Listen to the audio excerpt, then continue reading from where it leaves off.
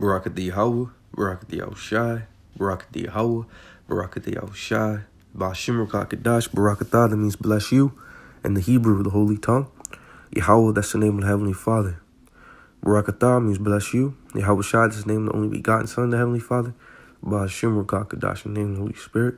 Double honors to the apostles and the elders of Great Millstone, to rule well and starts his truth. Peace, blessing, salutations to the hopeful elect, the sincere Akim. All right, this hope in the salvation of the Lord. All right, today is quote-unquote Thanksgiving. So just what came to my mind, and the spirit is the scripture. I'm going to start with this, and Lord's willing, it's edifying. All right, this is Isaiah chapter 1. All right, verse... I'm going to start at verse 13. All right, this is Isaiah 1. I'm going to start at verse 13. And bring no more vain oblations. Incense is an abomination unto me. The new moons and Sabbaths, the calling of assemblies, I cannot away with. It is iniquity, even the solemn meeting. All right. So the high holy days that Israel was committing, all right, the Lord was like, I'm done with this. All right. Your oblations, they're in vain.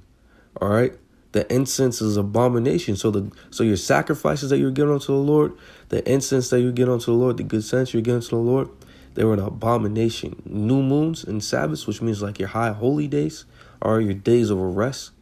All right. The calling of assemblies, when you get together, it says, I cannot away with it. It is iniquity, even the solemn meeting. All right.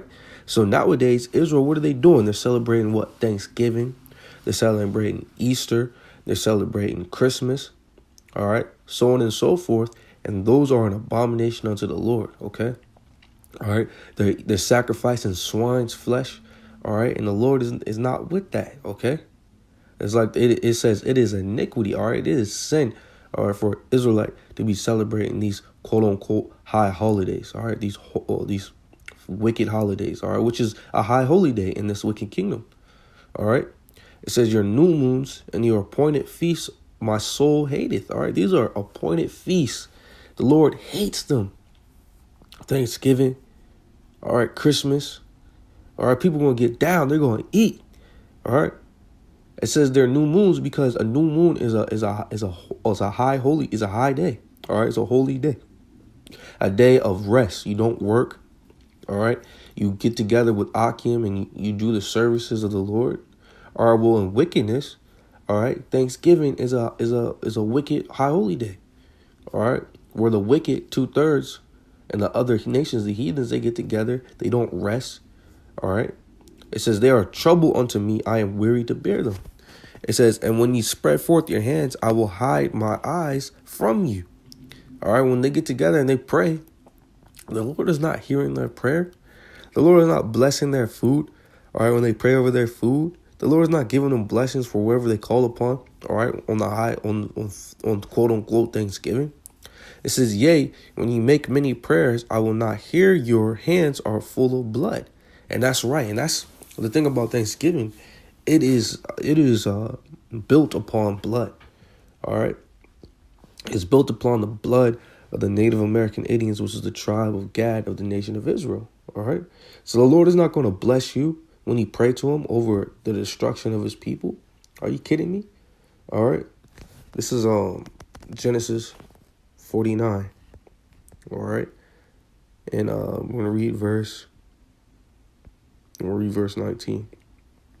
Gad, like I said earlier, that's the Native American Indians. All right. Their true biblical nationality is Gad. It says, Gad, the troop shall overcome him, but he shall overcome at the last. All right. The so-called Native American Indians, they were overcame by the U.S. cavalry. All right. By the so-called white man. All right. And what did they do? They came onto the soil of America. All right. They deceived them, created peace treaties, then rape, rob, murder, pillage. All right. Destroyed them. Okay. To the point where they almost went extinct. But the Lord said that as long as you look at the sun, you see the moon, you see the different ordinance of heaven. As long as you see that, Israel's going to be on the earth. All right, so Gad wasn't going to be destroyed. Also, the last part of this prophecy says, but he shall overcome at the last. All right, so even though Gad got overtaken by a troop, all right, The 12,000 Gadites of the nation of Israel, the 144,000, they're going to overcome at the last. All right. They're going to see the reward of the wicked. All right. Which is thermonuclear missile and destruction of his kingdom. Because the Lord is coming to destroy America. He's coming to destroy the wicked and everything that he built up. Pursuing the Malachi, the first chapter. All right. The Heavenly Father is not mocked. Okay. Whatsoever a man soweth, that shall he also reap. If you reap to your flesh destruction. Matter of fact, since I'm quoting it, let's just go ahead and get it. Galatians 6. All right. And 7. Be not deceived. All right. Don't deceive yourself. It says the Heavenly Father is not mocked. For whatsoever a man soweth, that shall he also reap. For if he that soweth to his flesh shall the flesh reap corruption. All right. And that's what the so-called white man, all right, the biblical Edomites out of one, that's what they did. They sold to their flesh. All right. They were covetous. They coveted everything that the Native Americans had. They coveted their land. They coveted their war tactics. That's why they used the Native American war tactics in their military armies now. Okay.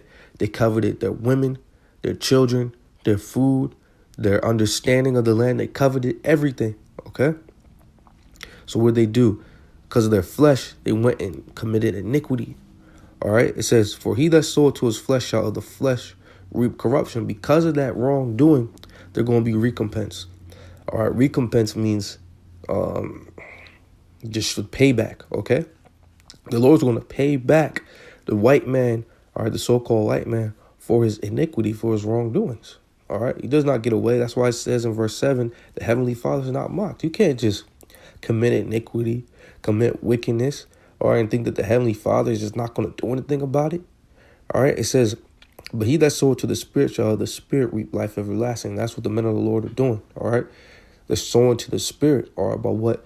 Making videos, studying, praying, fasting, taking that knowledge the Lord blessed them with and giving it to the world. All right. So that the elect may come and get it. All right. Verse 9 says, let us not be weary in well doing, for in due season we shall reap if we faint not. So if you don't faint, all right, you don't get weary, we're going to reap the kingdom of heaven. We're going to get the benefits, all right? We're going to get the benefits for doing this work, okay? Now, this is back in the Old Testament, and I'm going to get Micah. I want to get Micah 7. Salaki, it's not Micah 7. Hosea. It's Hosea chapter 7. Chapter 9, verse 7. All right. It reads, the days of visitation are come. All right. What does that mean? The days of visitation. All right. That's the day when the Lord is going to come visit the earth. Like it says in 2 Ezra 9, when you see the earthquakes, you see the uproars of different people in different lands. All right. Then you shall know that this is the same time wherein the Lord shall visit the earth which he made. So how are we going to visit the earth which he made? He's going to send his only begotten son, Yahushua. All right. And we are literally so close. I mean, you could taste it. You could feel it. You know that the Lord is on his way. All right. It says the days of visitation are come. The days of recompense are coming. Like I went into the word recompense. All right. Recompense means payback. The day of payback are coming. All right. The Native Americans are going to get theirs. All right. The Gadites, because all Native Americans are going to die. Okay. There's no such thing as a Native American. All right. It's a Gad. All right. A God, or God Yah, which means Gadite of Gad. All right. If you're from the tribe of Gad, all right, you're going to get your payback. The Lord's going to he's going to put hell and tribulation on them that troubled you. All right. It says, Israel shall know it. The prophet is the fool. The spiritual man is mad. That's why Israel shall know it. All right. That's why in the world, you know what I'm saying, even these loser Israelites are celebrating these wicked holidays. All right. They know in the spirit that the Lord is coming. They know in the spirit something's wrong with the world and things aren't going to be the same. All right. It says the prophet is a fool. The spiritual man is mad. All right. That's why they think that we're fools when we go on the highways and the byways, and crazy when we come out and preach this word. For the multitude of thy iniquity and the great hatred. All right. But the point is, the days of recompense are come. The days of visitation are come. All right. This is the time of rejoicing. Okay. Of course, we're the scriptures say A gift deferred maketh the heart sad. All right. And, we're waiting on the Lord to give us our gift, which is the kingdom of heaven, actually being manifest on earth, the eternal rest. All right. Every day we wake up and we got to be in hell again. You know what I'm saying? That's grievous. You see, but at the same time, we know that we're one day closer to the kingdom of heaven. All right. And that it's going to be here. It's going to come. All right. This is the book of Habakkuk chapter 2. I'm starting at verse 2. And the Lord answered me and said, write the vision and make it plain upon tables, that he may run that readeth it. All right. What's the vision? The vision is the downfall of America. All right. The vision is America being set on fire. The vision is turmoil. All right. Turmoil on the soils of America. Okay. Because before America gets destroyed by the grand finale, thermonuclear missiles, and the fire that comes from the fleet of heaven, the host of heaven. All right, there's going to be many fires, okay? That's why it says in Luke, what am I? Let me see if I can find that real quick. I think it's Luke 12, if I'm not mistaken, Lord's will. All right, this is Luke 12 and 49. I'm come, this is, as you can see, this is red letter, this is Yahushua speaking.